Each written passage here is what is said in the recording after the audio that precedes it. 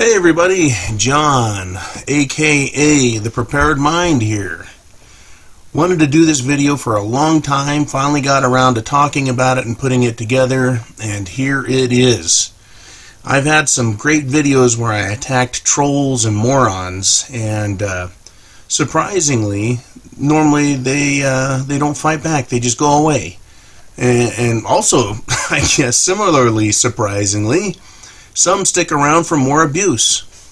But that's not what this particular video is about. And a few of you have decided that, well, maybe it is. You know, maybe I'm interested in defending myself. In reality, I'm not. What I'm interested in doing is examining critical thinking. The reason I've chosen this subject is because I catch myself from time to time making a bad argument. And similarly, again, I find myself falling for bad arguments. You know, getting caught by them, getting caught off guard.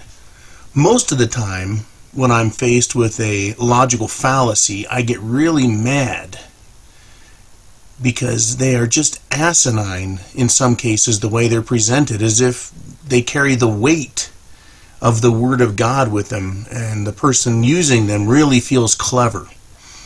So this video isn't about trolls and dipshits, but it's about how we think and how we present ourselves to others.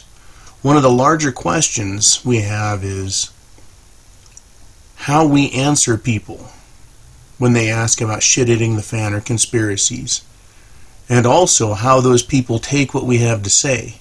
Do we make a good argument? Do we debate or trade concepts with people on a rational and logical manner, or do we come off as something else? You know, so I don't want to make those mistakes, and especially when dealing with the authorities. And that's whether I just think about them or I got them right in front of me. I want to know that they aren't tricking me. And I certainly want to make sure they stay in their place, and I use good argument. You know, good rational debate to keep myself leveled and grounded with them. And I'll admit, as I go through this, I do from time to time mess up. And sometimes I do it intentionally. And you'll get some examples out of me. I'm going to use slides because they're humorous and I like humor. Additionally, they'll be illustrative. Most of the logical fallacies have a Latin name. From time to time I'll attempt to use them, but my Latin, because I don't speak it on a daily basis, is a little bit rustic. So forgive me for my improper pronunciations or my tongue tripping. So let's get down to it. You know, what is a logical fallacy? You know, it's just a really big question we all have. I'm going to do my best to talk about all of the fallacies out there, and then try and cover some ways to think using common sense. I think Thomas Paine wrote a book called Common Sense back during the American Revolution, or just prior to it. And he was particularly disgusted with the lack of it, even back then. So I imagine he is spinning in his grave and not getting any rest, knowing the plight and condition of the human mind today. Anyways, I'm trying to make this list exhaustive without being exhausting to learn about. I'm hoping that the quality of this video will make it a reference work for those of us who want to understand good argument and the way the human mind works. And I also firmly believe that people have been indoctrinated and brainwashed in schools and by TV to fall for, to be ensnared by logical fallacies. And it's also my opinion that once they're learned, They use them on people they know, unwittingly, unknowingly. And a lot of times they can be effective, but once you can see through them, they're not effective at all. They're very poor ways to conduct conversation or debate. And helping people see them, I think, is going to be very important. And that's the purpose of this video, is to learn about them. So let's start off with a big one. It's called the ad hominem. And it's attacking your opponent's character or personal traits instead of engaging with their argument. Ad hominem attacks can take the form of overtly attacking somebody or more subtly casting doubt on their character. The result of an ad hom attack can be to undermine someone without actually having to engage in their argument. Here's an example. After Sally presents an eloquent and compelling case for a more equitable taxation system, Sam asked the audience whether we should believe anything from a woman who isn't married, was once arrested, and smells a bit weird. That's an ad hominem attack. And I'm going to use some of these football pictures in here also that you'll be seeing because they're funny, right? If you attack the opponent instead of their argument, that's an ad hominem attack. One is an attack, and then there's also the fallacy. An example of the ad hominem fallacy would be, you're wrong because you're ugly. But an attack is just, you're wrong and you're ugly. In either case, it's to destroy the man, to go after the man and not their argument. It's very common.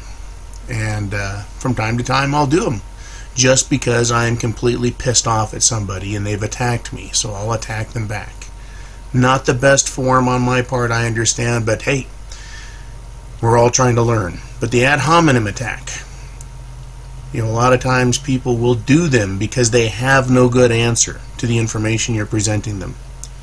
And when we're talking about shitting the fan and conspiracy theories, yeah, people just jump up and say, that's, you're stupid, right? Conspiracies are stupid, and you're stupid for saying them.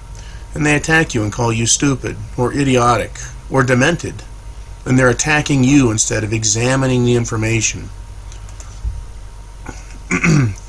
And another great example of how to use an ad hominem attack in a different kind of way is known as poisoning the well. And that would be preemptively attacking somebody by saying, well, they're unmarried, they've been arrested, and they smell a bit weird. So why would you want to believe the argument they're making, which is X? And so poisoning the well is talking bad about somebody preemptively so that no one will consider their information, or hopefully no one would consider their information. A very sneaky type of ad hominem attack, but very popular. Another great logical fallacy is to appeal to the authority of others. And that's falsely assuming that an expert is infallible or incapable of being wrong. Everyone loves to quote the smartest people they know, or people with degrees like doctors or lawyers, people that have been elected to high positions, politicians and presidents.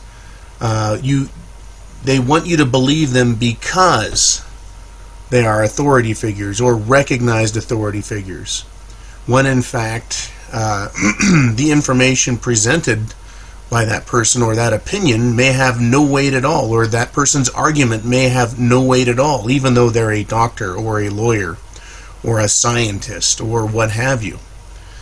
Some great early examples of how the logical fallacies were used in advertising came from tobacco companies,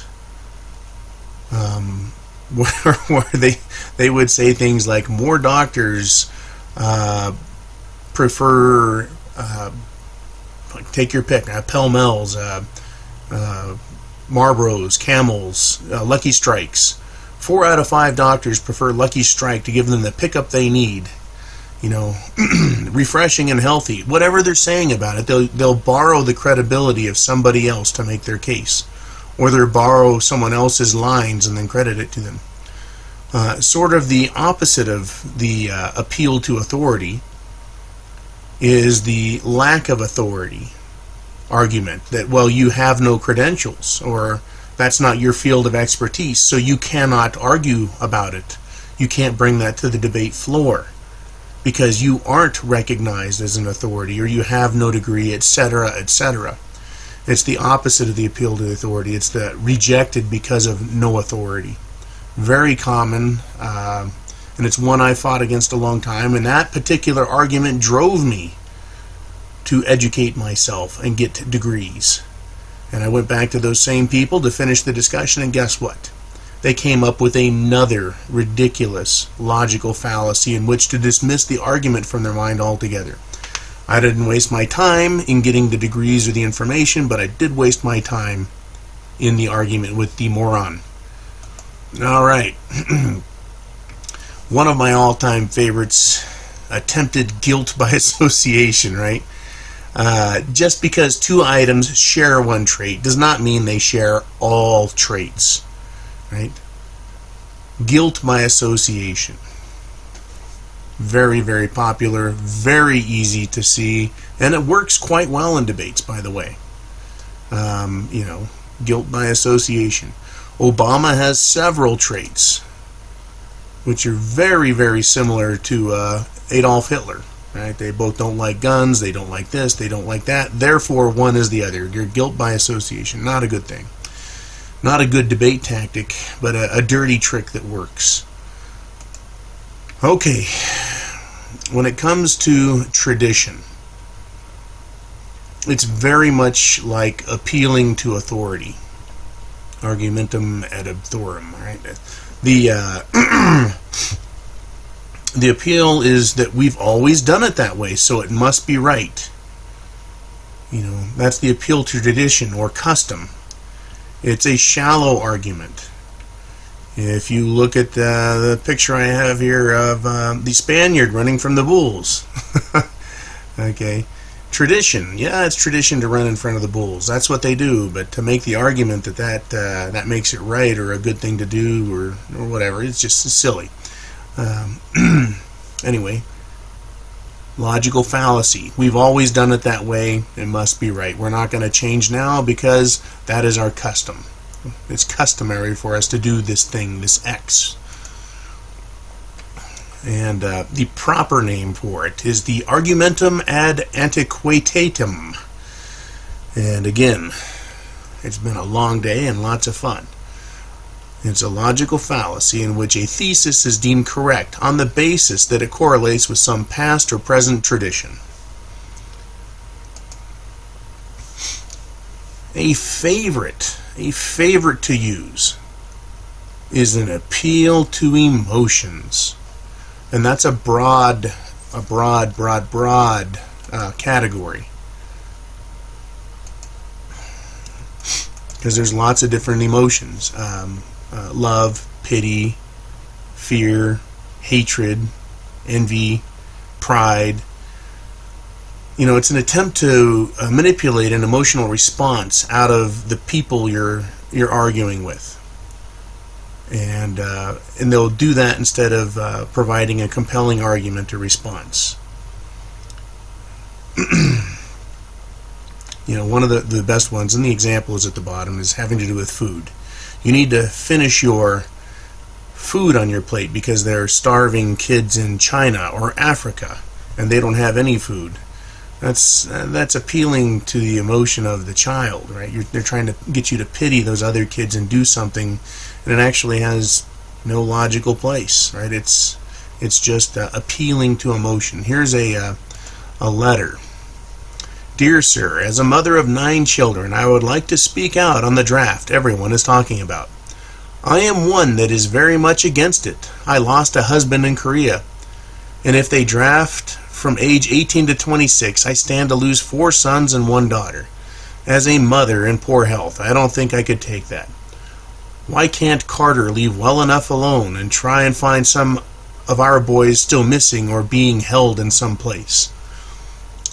I don't know if that was really written back in 1980, but that letter is an appeal to emotion fallacy that incorporates many things. the single mother in poor health, pity, right? It brings up fear and anger. It's just a great letter to illustrate the logical fallacy that is the appeal to emotions. When someone you're debating with is losing, or they're not wanting to come to your side, but at least they're recognizing the argument, they'll engage in what's known as moderation, or a run to the middle ground, and saying that a compromise or a middle point between two arguments must be the truth, right? Much of the time the truth does indeed lie between 2 points, but this can bias thinking, right? The compromise can take a true thing and make it untrue.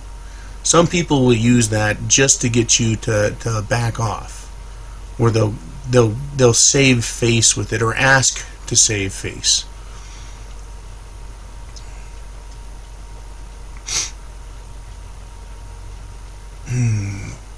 It's just it's kind of a spineless it's kind of a spineless logical fallacy.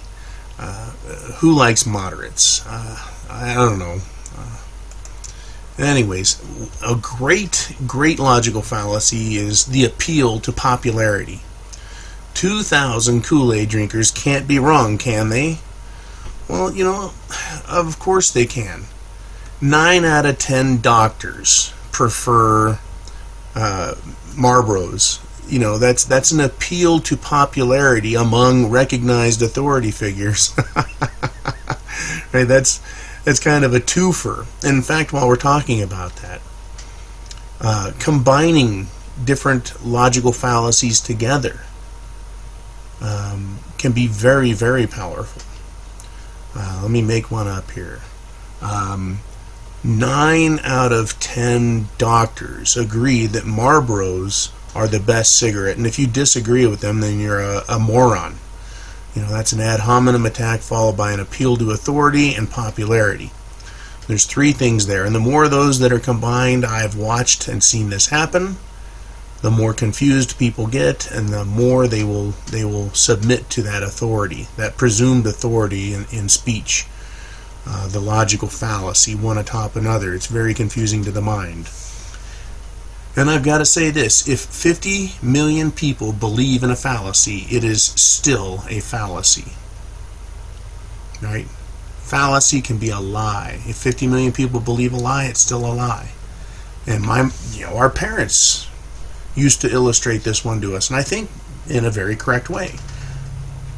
You get in trouble for doing something, and then your parent says, if your brother ran and jumped off a bridge, would you? If all your friends jumped off that bridge, would you? Right? They're appealing to logical thinking. And that is to say that just because everyone else believes it and did it, doesn't make it a good idea. Yay moms everywhere for coming up with that one. And very similar to the appeal to popularity is the bandwagon. Okay? It's also called the bandwagon. Well, everyone else is doing it. Get on the bandwagon. That doesn't make it right or smart or a good argument. Right? Everyone else thinks it's a good idea, so you should too. Not necessarily true. One of my favorites is the special pleading. The special pleading logical fallacy. I also call it the divine fallacy, because the rule applies to everyone except there's a miracle that's happened. And that when a miracle occurs, someone gets a special case. So humans have an aversion to being wrong, and so you move the goalposts. You make up an exception when your claim is shown to be false, or the argument is false. So here's an example. Edward Johns claimed to be a psychic, but when his abilities were tested under proper scientific conditions, They disappeared. Edward explained this, saying that one had to have faith in his abilities for them to work. So either you have a special exemption, or there's a special thing expected of everyone else in order for that argument to be correct. A real-world example I could use there is everywhere that Newton is wrong, then Einstein is correct. And everywhere that Einstein and everyone else is wrong, then the special theory of relativity was created. No one really understands that garbage. And what it does is it creates an exception. And they combine that with a couple other fallacies in order to confuse people. Now, I'm sure there's a mathematician out there that's going to tell me that the theory of relativity and the special theory are true and they can be proven mathematically. Well, I'm going to argue that that doesn't really matter. They are used to make exceptions to rules that were formerly impossible to disprove. So, creating your own language just to fool people or trick them with a logical fallacy is just, it makes no sense. Alrighty, ambiguity, great logical fallacy. There can be double meanings to words, or using words that sound very similar. Ambiguity of language is used to mislead or misrepresent the truth. Politicians are terrific at this. So are scientists and mathematicians. They can be very ambiguous. And when you think you've got them cornered, they can say things like, well, that's not what I meant. This is what I meant. Right? It is... it's a very aggravating type of logical fallacy to deal with, because you're chasing the meaning of words with someone, like using a an illegal hominin situation, as in the joke illustration. They'll change the meaning of a word or the word that they used. And what comes to mind is, if you can't dazzle them with your brilliance, you baffle them with your bullshit. And that leads us to proof by verbosity. Okay? By using words and phrases and not being quiet, right, and just talking over people. That's verbosity and bullshit. And that's one that you're going to see, and it's hard to beat. And when you see people playing these types of games in debate or an argument, you know that you're dealing with someone who has very poor arguments. Otherwise, they would make them. They would have that Perry Mason moment where they jump up and they say, gotcha, because this is the way it is, and they would say a truth. Instead, they use a fallacy to distract you or to distract the argument. All right, Adolf Hitler. Make the lie big, make it simple, keep saying it, and eventually they will believe it. Right? A lie told often enough becomes the truth, says Lenin. And here's a picture which is great. In itself a fallacy. It's a substitution fallacy. And a couple others all tied into one. If you tell a lie big enough and keep repeating it, people will eventually come to believe it, says Dr. Joseph Goebbels, and it's a picture of Obama. Right? Guilt by association used with some verbosity. It's used that way. Those are, again, combined fallacies are very powerful. And that brings us to one that just drives me ape shit when I'm having a discussion or trying to answer commentary on these videos on YouTube, is circular logic. And it's an argument that has no supporting evidence other than its own claim. The primitive fossil is primitive because it was found in an old rock. Well, how do you know it's an old rock? Because the primitive fossil was found in it. That's an example of a scientific circular reasoning argument. And it's important to know that Rule 1, science is always right because science is never wrong. And then Rule 2 is see Rule 1, right? Rule 1 is circular reasoning. It's always right because it's never wrong. And you're like, well, where's your evidence? Well, I don't need it because I'm always right. Okay. The loaded question, the dirty trick of dirty tricks. Right? You ask a question that has a presumption built into it so that it can't be answered without giving the appearance of guilt or wrongdoing. Here it is. So, Fred, when did you quit beating your wife? If you answer the question, last week, last month, last year, you've just admitted to beating your wife, right? And if you just sit there and silently say, I'm not going to answer that stupid question, then you appear guilty because you haven't answered the question, which is presumptive. It's a loaded question. Dirty, dirty trick, and occasionally I've used them just to put people in a corner and beat up on them. Not very nice, I know that. Okay, this is similar. It is the appeal to genetics. Judging something good or bad on the basis of where it comes from or from whom it comes. Here's an example. Accused on the 6 o'clock news of corruption and taking bribes, the senator said that we should all be very wary of the things we hear in the media because we all know how very unreliable the media can be. That is an attack on the pedigree, as it were, of the media. Now, this is where I'm going to back up and say that is an appeal to genetics and an ad hominem attack, the example I just read. Now, you can use that argument if you use evidence to support it, but you can't just come out and baldly state it. You would have to say something like, the news reporter Fred, oh no, let's go and have fun with Brian Williams. He's an even better example. Brian Williams lied about his activities relating to the war.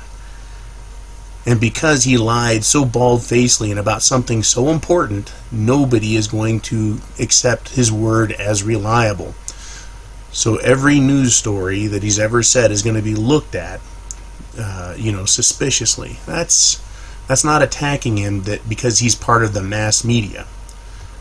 That is stating facts and using evidence to support your argument. As long as you have evidence to support what you're saying, you can make it. Here's a big one, and you'll even hear the phrase when people have arguments: begging the question. It is a circular argument in which the conclusion is included in the premise. Okay. Begging the question. The word of Zorbo the Great is flawless and perfect. We know this because it says so in the great and infallible book of Zorbo's best and most truest things. Okay, begging the question. It begs the question. Okay, the Texas sharpshooter. And this is, you cherry-picked a data cluster to suit your argument or found a pattern to fit a presumption. Okay, the logical fallacy here is that it appears the person making the argument is really hitting the mark. They're picking on a very small item, and it doesn't necessarily indicate that the other person's argument is wrong, but rather they're being discredited. And here's an example. The makers of sugarette candy drinks point to research showing that of the 5 countries where sugarette drinks set the most units, or sell the most units, right, 3 of them are in the top 10 healthiest countries on earth. Therefore, sugarette drinks are healthy. Okay, they pulled out some data or some research to support their argument, right? But it really has nothing to do with the argument. Okay, but it's picking some information that would support it, and if someone wasn't paying attention, they can get caught by this. Okay. In time is something we deal with when we argue or debate or have conversations. I have so many comments on so many videos, I can't keep up with them all, right? There comes a point where I say the debate is continued past its logical conclusion. While that's not necessarily true, a lot of people will say, I don't have time for this shit, right? They're on the losing side. One of the claims is, I don't have time. And sometimes people will continue to argue illogical or logical fallacies to the point where you say, you haven't answered the question I have. You keep coming up with bullshit. And so the debate is continued past its logical conclusion. You've failed. Sometimes those things happen very close to the end because one or both sides become aggravated with the argument. Composition and division. Okay, there's a couple of names for this.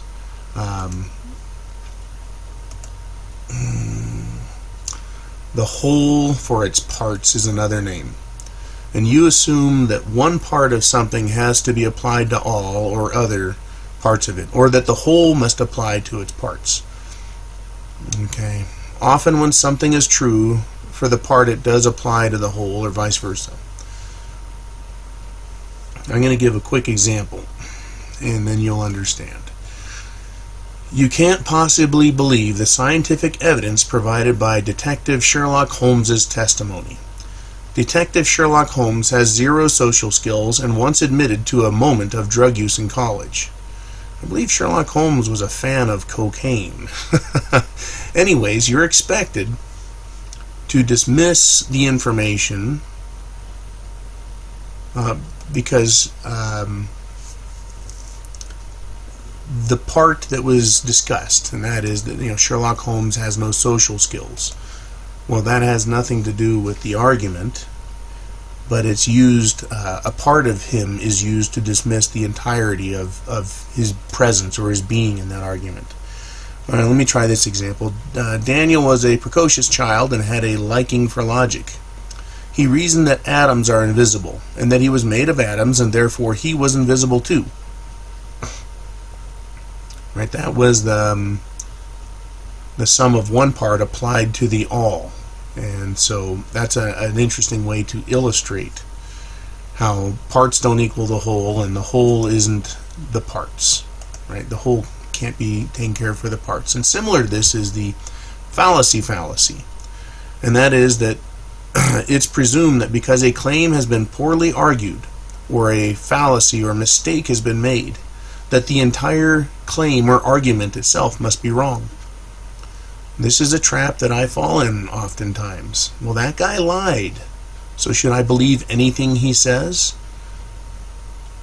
Now, when I can take a look at a subject matter, a group, an individual, or an organization, and I can make the same claim across many, many arguments, then I can say, well, they lie. In this case, I'm going to cite NASA. It can be demonstrated by examining the evidence of the NASA Apollo missions that they have lied consistently for decades about the space program. So therefore, I will say that anything they say at this point has to be examined because it's likely a lie until it can be proven correct. That is how I avoid the fallacy. But it is incorrect to jump right into an argument and say, well, that person, they made a mistake, or they're not making a great argument, so therefore the entire premise of their argument is wrong. That's dismissing it, right, out of hand because of a small mistake. Quite different from someone like NASA lying continually.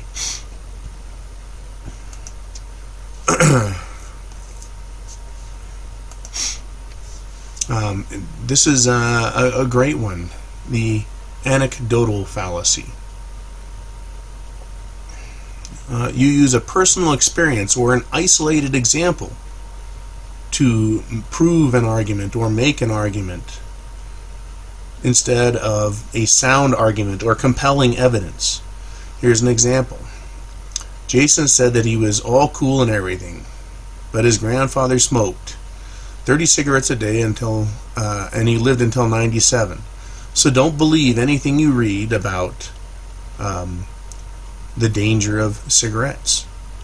right? That's anecdotal, and that is that you pick one person that you know of, right, and then you use that example to support an argument, and it has no place in it, right? It's limited, it's isolated. Okay. Another great one is false analogy. A misleading comparison between two ideas that are not alike in all aspects. Okay. False analogy is, first off, someone has to know how to use analogies, but typically these mistakes are made by people who don't. Okay.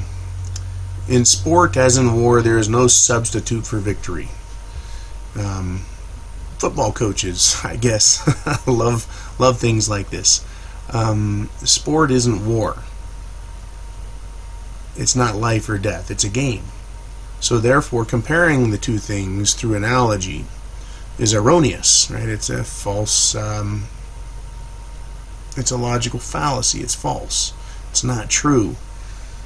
So comparing two things that are not really comparable through analogy is very very wrong. I need to be careful of that. Black or white.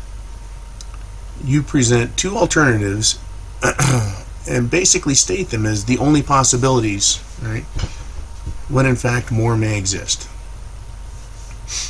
And it's the this or that, the black or white argument. I also call that the false dilemma. And an example, one of them is capitalism is private ownership of property, and socialism is state ownership of human beings. Pick one. You know, that's this guy's his little banner, his billboard. Are those really the only two choices I have, capitalism and socialism? You know, but that's a black and white logical fallacy. I don't like either of those. I like this concept called freedom. Right? That's not what capitalism is. Certainly not the way it's practiced in America today. But that's how they're presenting it. You know, pick one or the other. And then improperly defining terms. I think we've talked about that one. You know, false dichotomy, black or white. And if and then. The if and then logical fallacy. Yes, if you are successful, then you are more likely to own a laptop, right? And if you own a laptop, then you are successful. Not necessarily true.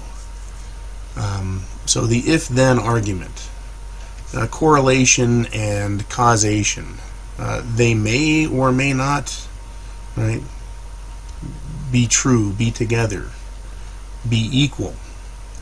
And so the confusion arises from the presentation angle that is used. The post hoc ergo propter hoc. I washed my car, then it started raining. Clearly, I caused it to rain. You know, that's a correlation equals causation a little more closely, or of a different flavor. Okay, the is-ought argument. And these are all a little different. Sometimes I think I see a lot of one type of fallacy in another. And I'm sure you do as well. There's an is-ought on the last play, says the ref. Player falsely assumed the status quo is the correct answer to the discussion. Right? The rooster crowed, the sun came up. Therefore, rooster and sun are, you know, synonymous in activity. I took the pill and got better, therefore it was the pill that made me better. You know, it's a logical fallacy. You know. You gotta be careful of that type of thinking. It can lead you down a road that's not good. And here's a great joke on that, right? This is the reductio ad Hitlerum, right? Hitler was a vegetarian, therefore all vegetarians are evil. You know. Pardon me. This is a dirty trick. Logical fallacy, the burden of proof. It's kind of like the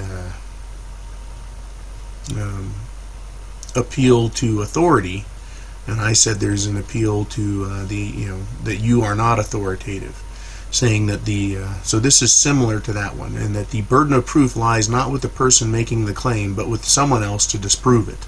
When they put the burden of proof on you to say, you prove it, right? The burden of proof lies with someone who is making a claim. The inability or disinclination to disprove a claim doesn't make it valid.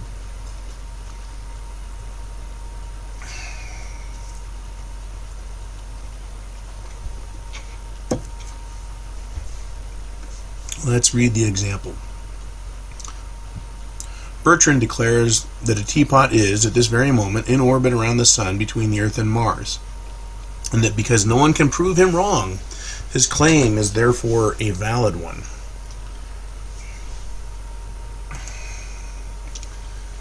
That's about the same thing as saying no one has ever disproved a flying spaghetti monster, therefore they must be real. The burden of proof, a lack of evidence, is not evidence. So you can't base an argument or claim to have proven anything because of burden of proof or a lack of evidence, also known as the argument from silence. One of the things that drives me apeshit when it comes to discussion and argument is the non sequitur. And here's a quick little example. 2 is a number and 1 is a number, so 2 equals 1. Right? That doesn't make sense. It doesn't follow. One is numbers and math and the other is verbiage. Right? Attempting to link 2 points that have nothing to do with each other. Right? Spaghettis and car tires. They have nothing to do with each other. You can't even put them in the same sentence and try and make a point. Doesn't make any sense at all. Which leads me to another joke, the argumentum ad spaghetti. It's a kind of a non sequitur joke. An argument so convoluted that no path between thesis and conclusion can be identified. This one's a bit funny. And no true Scotsman, the logical fallacy. It's an appeal to some form of purity as a way to dismiss relevant criticism or flaws or points in an argument. Angus, we're going to pick a Scots name, right? A Scotch name. Angus declares that Scotsmen do not put sugar in their porridge. And so Angus would yell that no true Scotsman sugars his porridge, and that's his argument. And it's an appeal to, right, purity as a way to argue. It's quite ridiculous. And there's a few other things that are similar to that in the realm of logical fallacies. One of them, I guess, would be the there's so many of these, it's hard to keep them straight. The argument of incredulity, but we'll get to that one as well. This is one of my favorites. I used to do this in 6th grade, and my teacher would say, "John, that's a red herring. What are you doing? That is, the red herring. What does it have to do with anything?"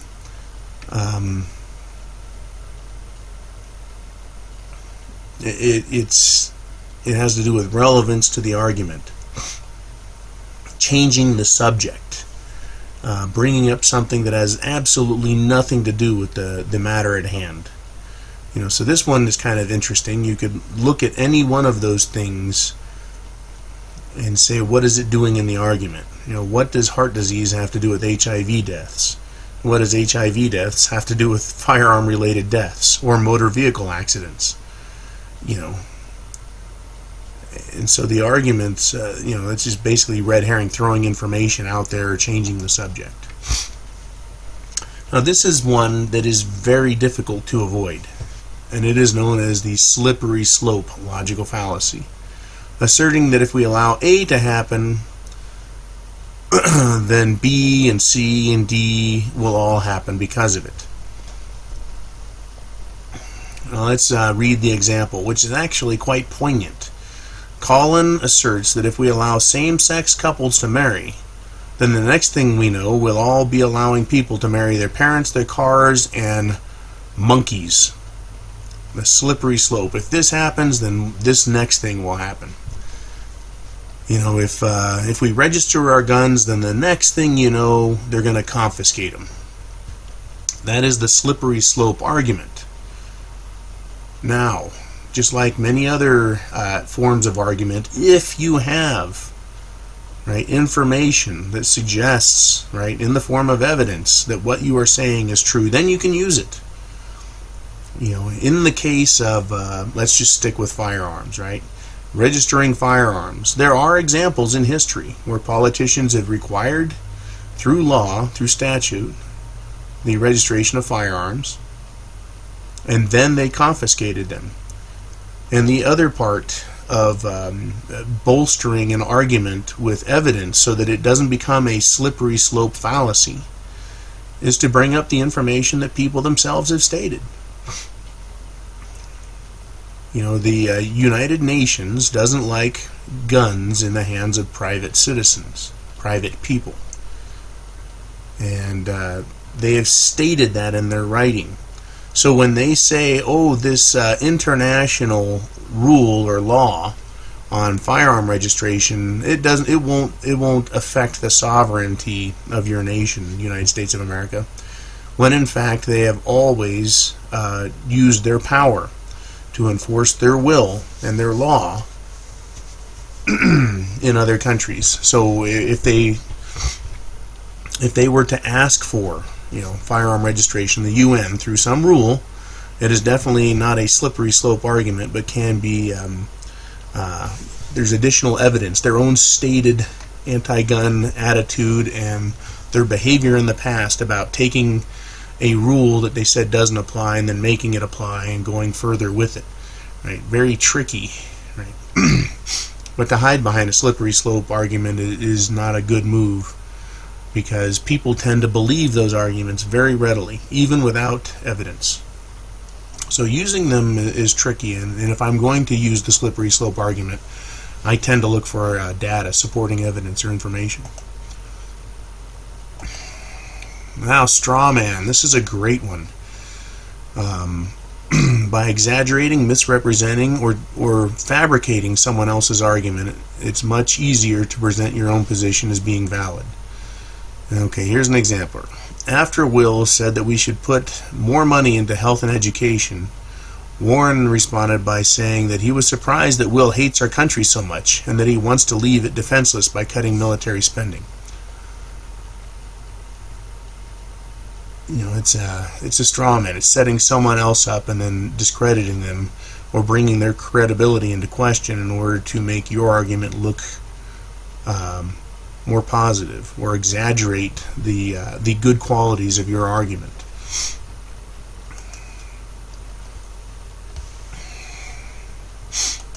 Okay. The appeal to ignorance, aka hasty generalization. No one has proved X is true, conclusion X is false, That's an appeal to ignorance. But a hasty generalization is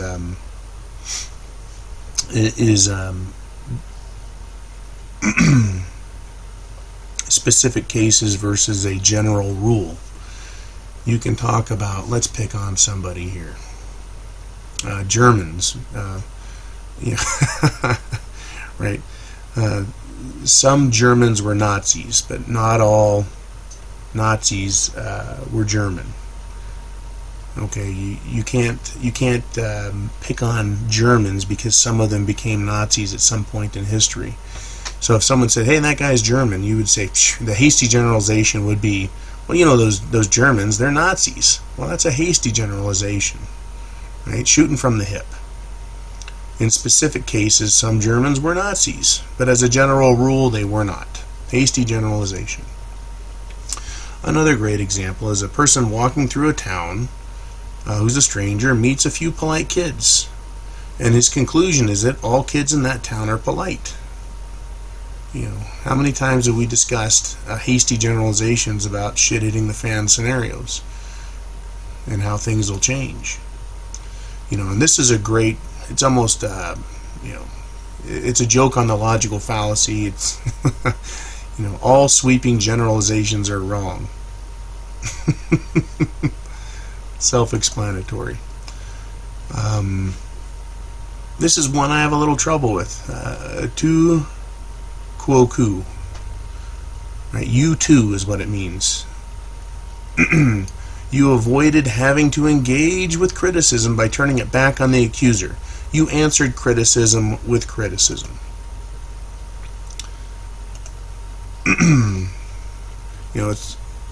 It's responding to criticism by accusing the other person of the same error. Now, that doesn't absolve you of your mistake, but you just pointed out that somebody else has made a mistake. I do this, or tend to do something like it, because I cannot stand hypocrites. I fucking hate hypocrites. And when someone accuses me of something, I tend to point to them and say, you too. Who are you to point the finger at me? Now, if someone said you're a murderer, and I said, well, you are too, that's not what I'm saying I am. I didn't murder anybody. But when someone says, wow, you belong to a group with mysterious roots, and I don't like it, and I can say, well, you belong to a group with mysterious roots also, and they're not necessarily the best things. And I would point to them and say, you too. I didn't answer the criticism and say, well, wait a minute, as a Freemason, there's not any evidence, that I agree with that says they're engaged in a world conspiracy. And then go to point out who does engage in world conspiracy and who really does have the power. That would be a better answer to the logical fallacy of tu quoque. But sometimes I just do it just because I don't like hypocrites. It's easy to point that out. So, when we realize and recognize that there's a lot of logical fallacies out there, and that we don't want to be ensnared by them given to other people, and it's really not a good practice to get into, because smarter and more clever people will catch you and point them out, and then you get stuck holding the bag, looking ridiculous for having made that kind of argument. So, how should we think? How do we use common sense, right?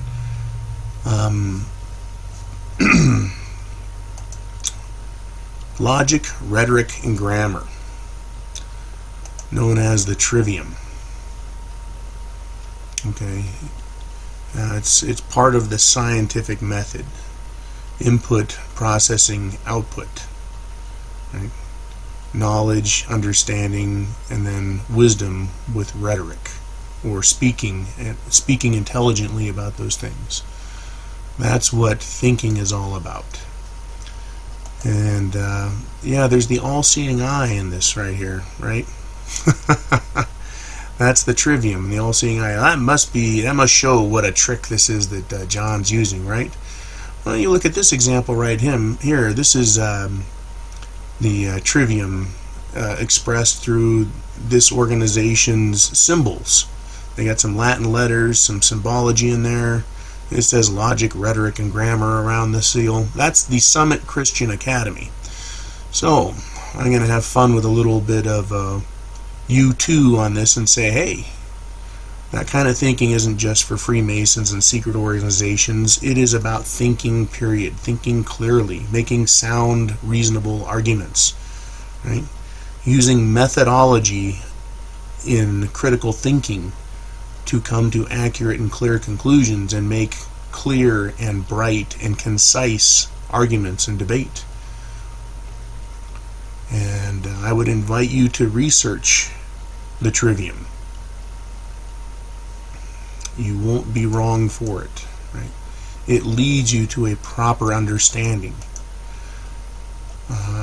I won't go into a diatribe here because I've tortured you almost an hour already. But our schools do not teach how to think anymore.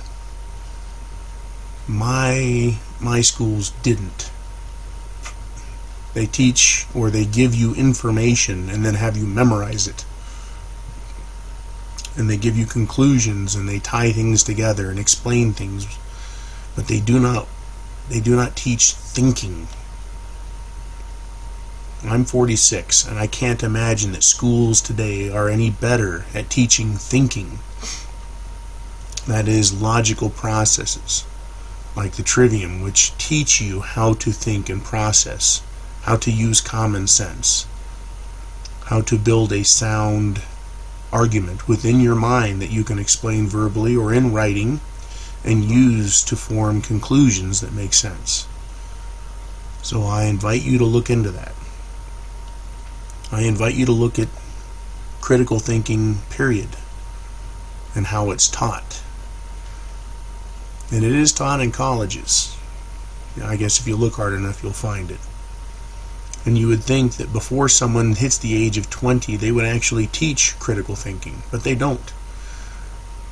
Schools today are indoctrination warehouses and babysitters, where kids are sent while parents work, and the state teaches them what they want them to know and to believe and think the way the state wants them to believe and think. And left to our own devices, it is very difficult for the human mind to work out, right? To work out proper thinking. Information isn't key. Right? Facts aren't key. Right? It takes the entire mind applied to the information at hand to create logical thinking, common sense, critical thinking, to understand the truth. Alright, well, I want to thank you once again for playing with me. And once again, this isn't about beating up on trolls, but it certainly will help you spot them a lot sooner. And if you don't want to argue with people, if you catch somebody continuously using these, point out that they're being illogical. Point out that they're using fallacies as part of their argument. And if they don't want to listen to that, or if they say, well, that's how I argue, well, then it's not worth your time. And I guess I hear that a lot when people say, John, why are you battling with that troll, or why are you attacking those trolls? Don't waste your time. I agree, and usually when I pick on trolls, it's because I feel like it, and I just want to do some screaming and ranting and yelling and raving. They don't really get under my skin a whole lot. And every now and then I'll argue with them just to see how stupid they can be. Just to get them to continue to say the stupidest things. Circular reasoning is huge. Ad hominem attacks are huge. If-then, rhetoric is used quite often. All these fallacies I've seen and heard. And quite frankly, if you engage with somebody who can't find any avenue of approach to critical thinking by which they can get there, they're not worth your time or my time. And I've started a little something with my videos now, and that's if you make it to the end of the video, I'm going to give you a code word. The code word. What do we want to use for the code word? Oh, let's use the code word level. L-E-V-E-L. If you leave a comment and use the word level in it, right? Like any way you want, level, L-E-V-E-L, then I'll know you watched the entire video.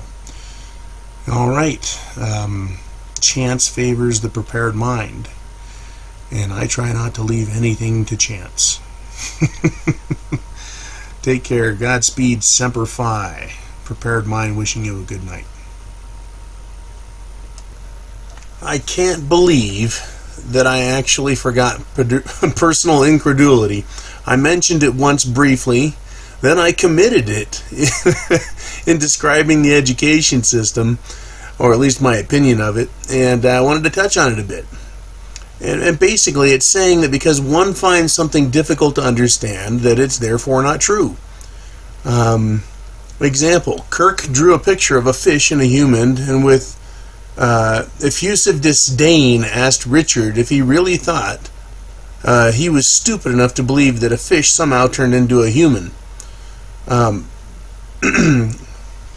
The argument isn't, the incredulity really doesn't have anything to do with evolution, but rather his unwillingness to think about it, or his unwillingness to accept it.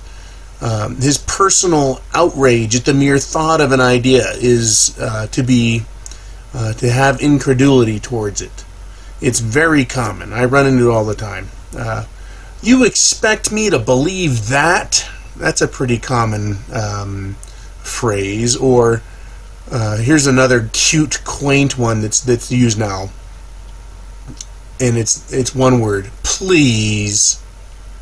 Are you kidding me? You're going to use one word, please, to describe your incredulity and try to discredit my evidence, my argument, my debate, right? My proofs? Please. Oh, come on. Anyways, that's personal incredulity. You know, it is a favorite of mine to watch people try and use.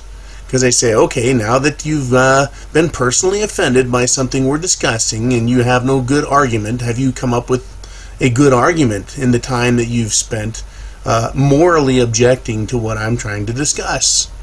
All right, enough on that. Take care. Bye-bye.